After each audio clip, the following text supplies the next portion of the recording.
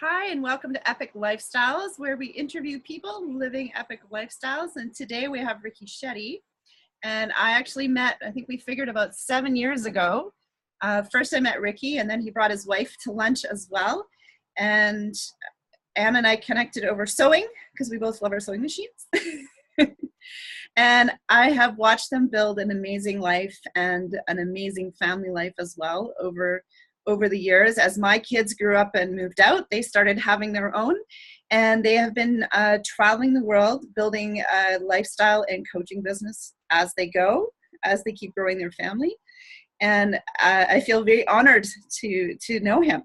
A lot of people talk about what they're going to do, and some people do it.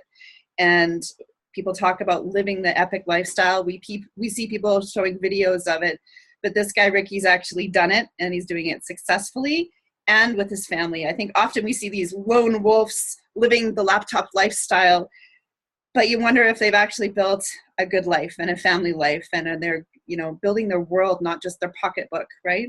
So, Ricky, love to have you here and welcome. Where are you in a closet from? Yeah, thank you so much, Anisha, for having me on your show here today. We're both from the Vancouver area, but right now I'm actually nowhere near Vancouver. I'm actually in Taiwan, in Southeast Asia, and we're based in the Philippines. My wife is actually Filipino, and her parents live there. So we're going to be in the Philippines probably for about 6 months or so. And we've been traveling for the last year, as you mentioned, and we can definitely unpack all of that here today. So I really appreciate you having me on your show. So thanks so much. Definitely an honor. Thank you. And I don't think it's, like I said before, it's not often we have people actually living the lifestyle that they dreamed of. I actually watched you build a dream board and actually make it happen. And I think that is not often we actually get to see that happen and show that how much work it takes. I watched you do the different marketing social media marketing mastery, getting other people sharing their dreams for them by getting them up on the stage and building those events. And the ones that you've left behind for us, I still have the YVR Mastermind group and YVR Podcaster. I've met some people there. You created this whole community even here in Vancouver that is still making us all feel very connected to the little foundation that you built here. On Epic Lifestyles, I have a pretty standard set of questions, but you're totally welcome to off-road with them wherever you like. It's just kind of fun. It's just a guideline. I took a lot of time actually studying Oprah and Tim Ferriss and looking for the best questions that would help me get to know somebody. It's not very often I actually get to interview someone that I personally know their story, which it's pretty rare. So, but this is for other people to get to know you and to know that it is possible to live a laptop lifestyle and to travel with kids and family and to find that balance. It's pretty cool. So the first question is, what are the 3 most important things we should know about you? 3 most important things. I'm happily married to my wonderful wife, Anne. We've been married for 6 years, and I absolutely love my wife. And the most important thing is my 3 little ones. So I got a daughter who's 6 years old. Her name is Rianne. I got a 4-year-old son. His name is Ryan. And I got a 2-year-old little guy. His name is Renzo. So that in a nutshell is the most important things. And in terms of work and business, I'm a blogger, daddyblogger.com. I do private coaching, mastermind groups, online courses. I do affiliate marketing. I have an outsourcing business. So I have this whole multiple streams of online income model. But my real big passion is fatherhood and family. That's a long, deep story there. But that in a nutshell is the 3 things: my wife, my kids, and my passion for fatherhood and family. Amazing. And I think this is going to be a different answer than most people will give. Number 2, what is work and what is play for you? Yeah, I definitely feel there's an interconnection. I feel your work should have an element of play. And when you're playing, you can also incorporate work into it. So I don't look at life necessarily as dualities. I look at it more holistically. So I want to create a life where I'm not working 9 to 5 and then I can play after. Or I'm not working Monday to Friday and then I can play on weekends. I believe I can play every day, even when we're doing interviews. This is work, quote unquote, but I'm having fun. It's joyful. It's great to connect. And I love inspiring people. So I look at that as my playtime too. So I don't feel there's necessarily a difference between the two. The difference is in your mind. If you believe there's a difference, it's going to look like that way in real life. So for me, work is play and play is work. And I'm going to ask you an extra question in here. At what point, or maybe is there a couple little tips or tricks that you give people, because you didn't always think that way, I don't think. And I think over the 7 years you've discovered it's true. If you could give someone some advice about how to bridge that gap, what would a couple tips be? Like, what are like some of the people that you've listened to or inspired you, or how did you get here? Yeah, it wasn't just 7 years. It's been 41 years. I'm actually 41 as of this year.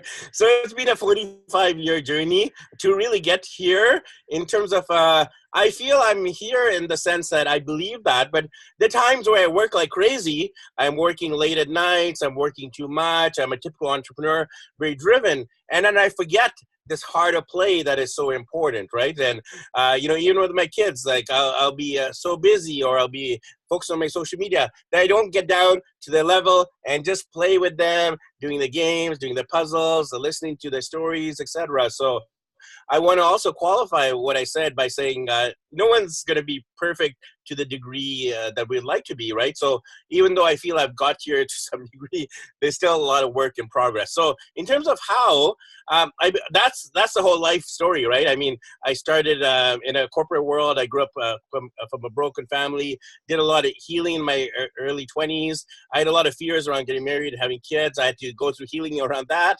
I had to process and write down my reflections around fatherhood and family, and really internalize what is my priorities, what is my raison d'etre, my why.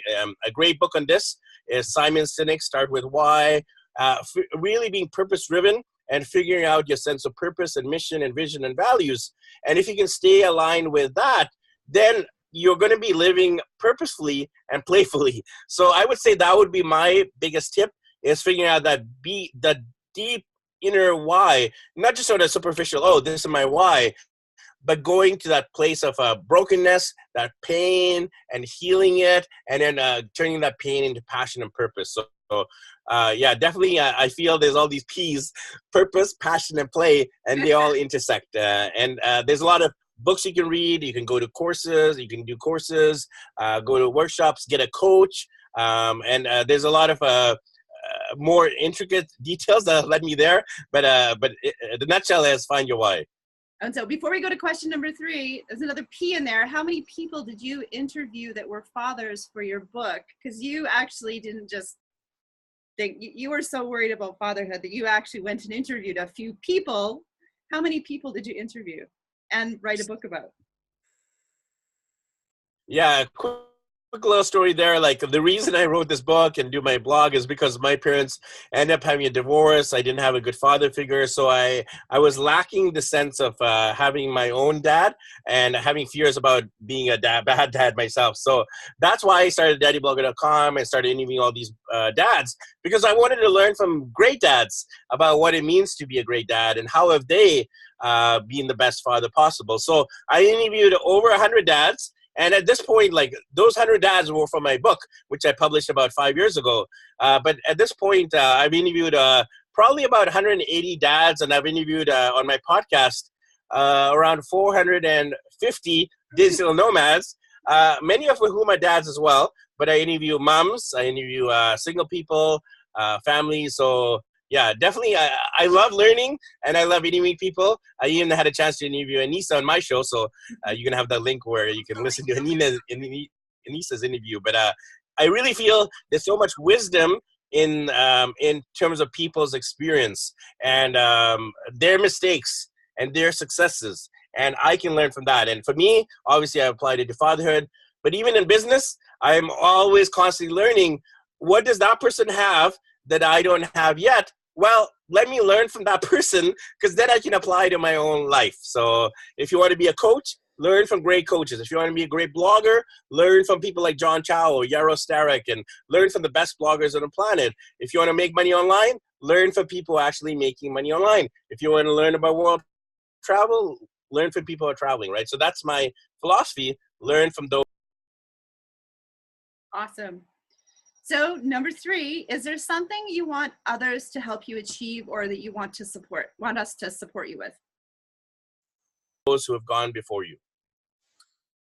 Definitely, there are a lot of areas I still am currently working on. Definitely cash flow is one. When people look at the digital nomad lifestyle, they'll feel, oh, this Ricky guy, this digital nomad person, they've achieved the perfect life. But as I alluded to earlier, there is no such thing as a perfect life. Every single person on planet Earth will have problems, whether they're a billionaire in the British properties, whether they're living in a poor village in the heart of Africa. Every single person will have problems. They'll have problems in their marriages. They'll have problems with their families. They'll have health problems. They'll have money problems or money management problems. So that sense of problems get accentuated when you're traveling around the world. So we still have the same problems. My wife and me, I love her dearly, but we fight a lot. And that's part of marriage, fighting and figuring out how to solve those issues, definitely sacrificing my needs for her needs and vice versa, definitely being other-centered instead of self-centered. So the relationship problems at the heart of the day is like you're going to have problems with people, right? Because people are all different. So people problems, financial problems, like building a business on the road is so challenging. As an entrepreneur, it's challenging enough. Disciplining yourself, making sure you're productive, overcoming procrastination. Well, same issues on the road, right? I have to deal with discipline, productivity, procrastination. Plus, I got to deal with not having a desk to work from, or like even today, there was drilling in the common room over there, so I had to move locations, and then I have to deal with Wi-Fi. Even on this interview, there might be some Wi-Fi hiccups and lags. I got to deal with different time zones. Like for me, it's actually morning in Taiwan, and for Nisa, it's evening. So I got to work on different time zones. I got to work in different languages. In Taiwan, they don't speak English. The national language is Mandarin. So all the signs are in Mandarin. They got to learn about a different culture and a language. So there are so many challenges that I'm dealing with here in terms of language and culture, and of course, logistics and financial stability. So I would love help and support on any of those areas, right? Like I'm learning languages now. So if someone has any tips on learning languages, I'm learning Mandarin and Tagalog, and I'm learning Arabic and Russian because I'm going to be going to the Middle East and to the Eastern Europe. So I'm always open to learning. So if anyone has any advice or tips around work-life balance, having an even more amazing marriage, being a more amazing father, definitely around business and cash flow and improving income stability, all those issues would help as well. So yeah, I'm one of these people who's definitely ready to admit I need help and asking for support. So how many languages do your children speak now? Rihanna. Well, my daughter definitely loves languages. So we were traveling South America last year, Central and South America. So when we were there, she was actually learning Spanish online through one of our sponsors, by the way. Baselang, they sponsored our Spanish lessons, so thanks to them. And I was learning Spanish as well. And my wife, she's Filipino, so Tagalog, for those of you who don't know, is actually derived from Spanish because the Philippines was a Spanish colony.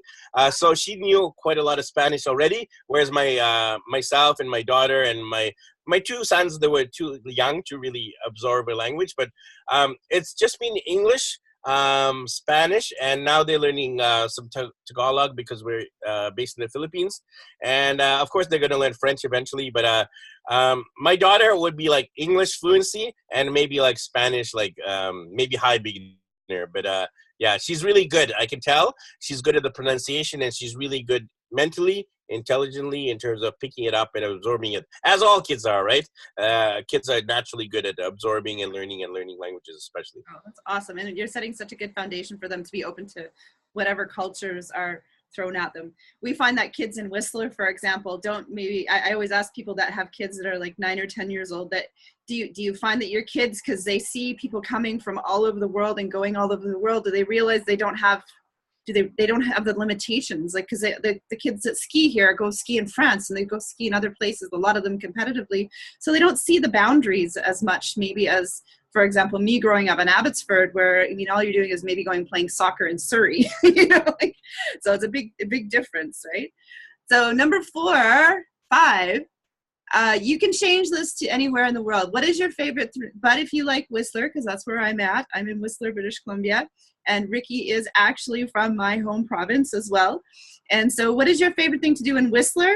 And if you don't have a favorite thing to do in Whistler, you can also give me your top travel destination. Yeah, I mean, obviously, in Vancouver, Whistler is known for skiing and snowboarding, and I happen to be more of a hot weather person, so I'm not into the snowboarding and skiing kind of what do you call it, zone or vibe. But I love hiking and exploration. I love doing road trips. So when we are in Vancouver, we'll do road trips to Harrison Hot Springs and the Okanagan, the Sunshine Coast, Vancouver Island, even up north to northern BC, the Chilcotin, even down to across to Alberta or to the Washington State. So we've done all the major road trips, quite a lot of the big road trips around BC. And Whistler, of course, hiking and that kind of stuff, and just exploring the natural beauty. And in terms of world destinations, we absolutely love, both my wife and myself and my kids, we love South Africa. South Africa is incredible in terms of the natural beauty, the cost of living and traveling. There's so much diversity. Of course, you can do the animal safari that a lot of us have on our bucket list. I had a chance to cross it off when I turned 40 last year. Big bucket list item, did the animal safari. My kids have learned about animals, not from zoos, but from the actual seeing them in the wild, like seeing lions 2 meters away and seeing elephants and incredible animals in the heart of Africa. We did a shark cage dive as well. And Cape Town is probably one of my top favorite cities in the world. I love Sydney, Australia too, by the way. And I love Rio de Janeiro, Brazil. But Cape Town definitely has a special place in the heart. So those are my top picks for Vancouver, British Columbia, Whistler, and the world. Awesome. And traveling, what is and this is really funny because in Whistler we've got a popular item that's always the same answer, but what is a product that you are rarely without? It could be a tool, it could be anything. What is something like, it's when you go to leave the hotel room, you always check that you've got it, or you know? Well, easy answer there. I mean, everyone's going to say probably smartphone or laptop, right?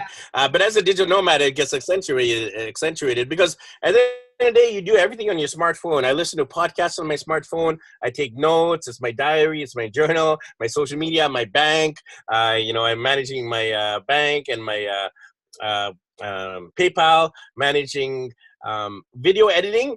I upload all my pictures and videos. I can even write blog posts on here. So, of course, the miracle of technology, our smartphones are incredible. And laptops, of course. Some of the tools I like to use online for doing my interviews are things like Google Hangouts, like Skype and Zoom as well. Like podcasting. I find podcasts are really great, by the way. For those of you, and I know Anissa, you obviously have big podcasts, so am I. So if you're really looking to learn and you don't have time, a lot of us are busy, right? Podcasts are a great way to learn while you're doing other stuff. You could be cooking, cleaning, you could be in the shower, going to the gym, driving your car, and you can have a university on wheels. So that would be one of my big recommendations, is listen to podcasts, and you can pick any topic, whether it's business or travel or hobbies, and you just pick the topic and you'll find literally dozens of podcasts on the topic. So those are some of my top tools and recommendations. And what I also recommend to people is become a podcaster. So actually, because of Michelle Abrams, we've got a free course that if you want to become a podcaster, we have over at theladiesmeeting.com, you can actually sign up for her free course, which is kind of cool. Because one of the things that I love is meeting other people, even when I don't have to. We originally started Epic Lifestyles meeting people in person at the boardroom and stuff like that, and doing live interviews. But it just, time doesn't always allow for that. But we can always, like, right now it's 8:39 at night. I'm out on my deck. It works. So podcasting, you can do it anywhere, and you can also listen to it anywhere. So Awesome. Thank you so much for that answer. What do you do now that you keep hope to doing 10 to 20 years from now?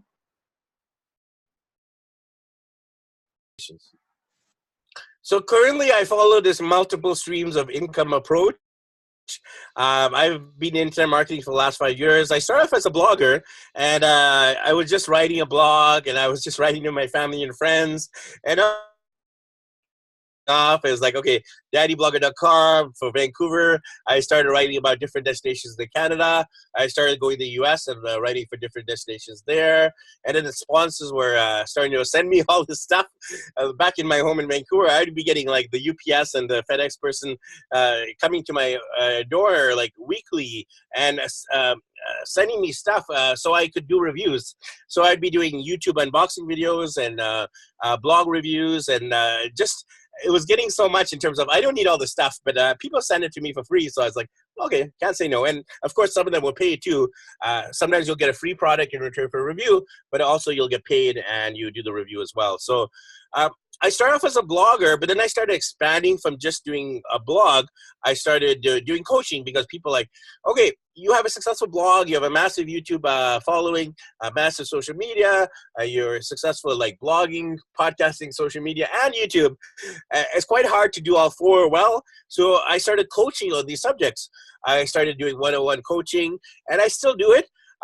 With the coaching model, I struggle to like get the clients and keep the clients. So that's always a challenge. Lead generation, signing them up for like 3 to 6 month programs. So I like the coaching model, but at the same time, I know it's a trade of time for dollar. And I know there's kind of challenges with the lead gen. Depends how you do it. Obviously, you can do Facebook ads or webinars or sales funnels, etc. Right now, what I've been really passionate about lately, Anissa, is doing passive income models. So I'm doing Udemy. I actually already have 10 recorded Udemy courses. I am going to be recording a couple more next week as well. So I'm going to be up to 12 Udemy courses by end of next week. And I'm super passionate about Udemy. I have courses on personal branding, YouTube, social media, blogging, sponsored travel. I have one on parenting and fatherhood. I have one coming up about how to write an Amazon best-selling book. And then I have another one coming up about how to get into the media. So yeah, Udemy is a great passive income model because you sit in front of your computer and kind of like what we're doing now, you start talking, you do a 10-minute module, and then you do about 10 of those, 10 minutes, 10 to 10, and then you have about an hour and a half course. And you put it on Udemy, and you more or less forget about it. And Udemy does the selling and the marketing and, that kind of that hard part of course creation is getting people to buy it. And Udemy handles that for you. So it's a great way to make passive income. So I'm a big advocate of Udemy and online courses in general. And books. I have my book about fatherhood, which we talked about already. I have a couple of comic books, one about marriage and one about parenting. And I'm actually doing a kids book series on the 7 continents. So I just published my first book about South America on Father's Day. It became Amazon bestseller. My next one's on North America. I'll be doing one on Europe, Asia, Australia, Africa, and of course Antarctica. So the 7-part book series, which is really focused. The trip.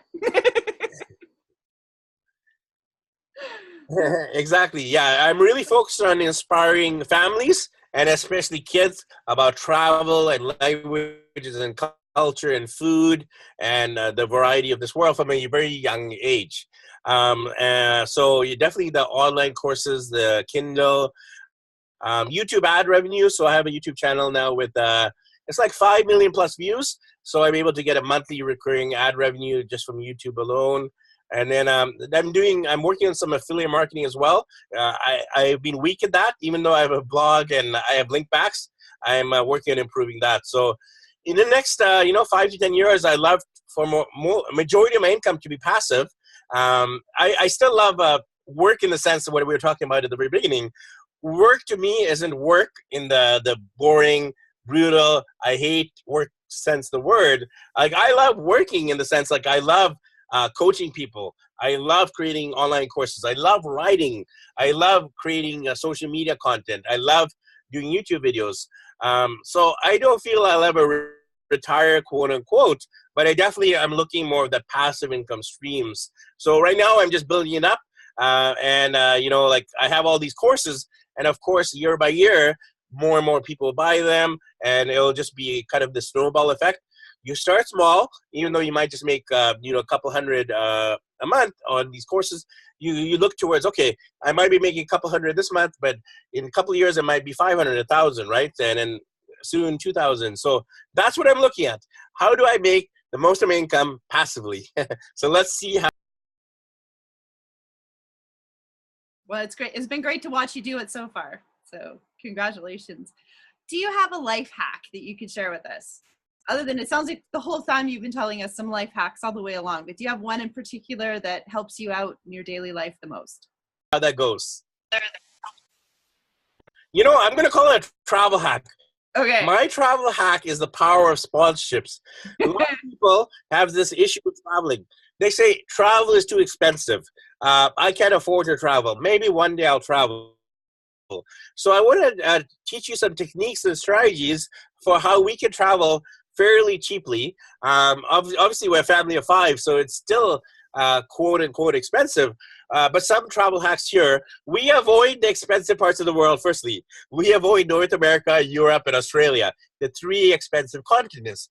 We focus on the 3 cheaper continents: Africa, Asia, and South America. We went to South America a year. I mentioned we went to Africa last year. And then this year, we've been focused on Asia, Philippines, Taiwan, and some of other Southeast Asian countries. So firstly is like travel to the cheaper parts of the world.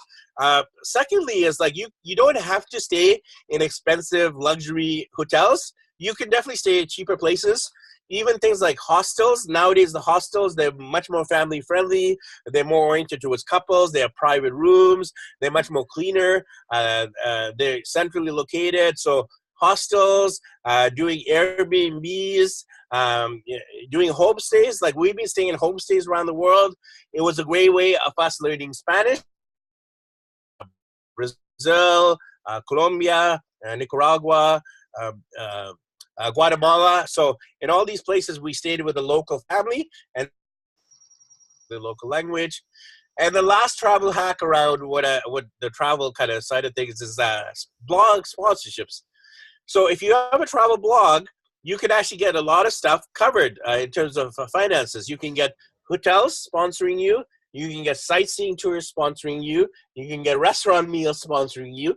You can even get some flights sponsoring you, ferries, buses, trains. Like, for example, in Europe, if you're traveling around Europe, Eurail, the train network in Europe, they work with bloggers. If you're in Canada, where ANISA is, the Canadian Pacific Railway, from Vancouver to like the Rockies and beyond, they work with bloggers. There are a lot of tour companies that work with bloggers. Because you got to look at this, they have a big bus, and if it's not full, they might as well give you a spot for the tour, and they get you all this marketing coverage. You're going to do Facebook Lives, you're going to do tweets and Instagram posts and Facebook posts, you're going to write up a blog review, they're going to have a link back, which is good for the SEO and Google ranking. So I'm a big advocate, obviously, of travel blogging, because it's literally saved us thousands and thousands of dollars just on this trip alone in terms of hotels. We stayed in really nice luxury hotels and had some amazing sightseeing tours, including things I mentioned, like the shark cage diving that was covered, Machu Picchu was sponsored, the Bolivian salt flats, the Amazon rainforest trip. So we've got a lot of stuff sponsored. So I would love to inspire and, kind of like empower people to start their own travel blog, because travel doesn't have to be expensive. You can find cheaper ways to do it. And those are some of my hacks to make travel much cheaper than you think it is. That's amazing. Thank you. Yes, I know, for example, up here in Whistler, our Chamber of Commerce they sponsor bloggers into hotels and events and things like that. So I hadn't thought about that. That's amazing. And you can win, like I won a ATV trip for 4 because I won the most stoked, which was just a hashtag competition with just supporting local businesses, right? So there's lots of, and I just spent a weekend going around to local businesses, chatting them up, showing off their business, posting with their hashtags. So there's lots of easy ways to get, I mean, this was just a little thing, but it's worth, $500 when you're going to do something. It makes it much more reasonable for sure. So great. Well, thank you so much for joining us. We should probably let you get on with your day. It must be almost lunchtime there. And It is. It is actually just around lunchtime. It's noon, so gotta try the delicious Taiwanese street food. The night markets here are incredible. If you're ever considering coming to Taiwan, you gotta check out the night markets, the high-speed rail, and of course Taipei 101, which used to be the tallest building in the world, and now Dubai, the Burj Khalifa is actually the tallest building in the world. So yeah, thank you, Anissa, for having me on your show. Always great to connect with you, my friend. awesome. Thank you, Ricky. And I'll do a little write up for you on the blog, and we'll add some of the links to your book and whatever you're doing next. We'll make sure we post where people can follow you and link to some of your Udemy courses as well. So thank you from Whistler. Say hi to Anne for me. Yes, very easy to find me. DaddyBlogger.com. Yes, DaddyBlogger.com is where you'll find me. Excellent.